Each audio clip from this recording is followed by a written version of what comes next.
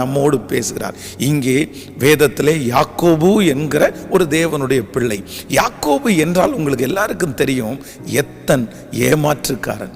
எல்லாரும் அவனை யாக்கோபு யாக்கோபு அப்படின்னு கூப்பிடும்போது ஏமாற்றுக்காரன், எத்தன் அப்படின்ற பெயர் வழங்கி கொண்டே இருந்தது.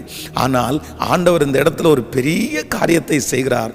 யாக்கோபு என்கிற பெயரை கர்த்தர் இஸ்ரவேல் என்கிற பெயராய் ஆண்டவர் மாற்றுகிறார்.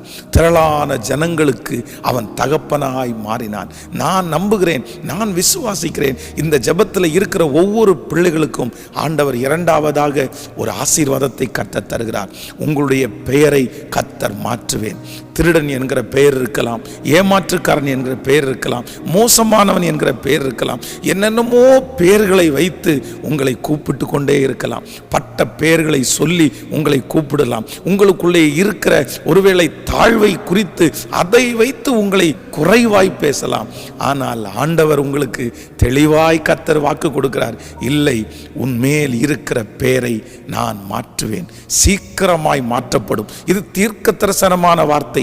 இன்றைக்கு உங்களை என்ன வேண்டும் என்றாலும் பேசட்டும், எந்த வார்த்தையில் வேண்டும் என்றாலும் உங்களை சித்தரிக்கட்டும், நீங்கள் அதை குறித்து கவலையே பட வேண்டாம். ஆண்டவர் வாக்கு கொடுக்கிறார், உன் பெயரை மாற்றுகிற கர்த்தர்.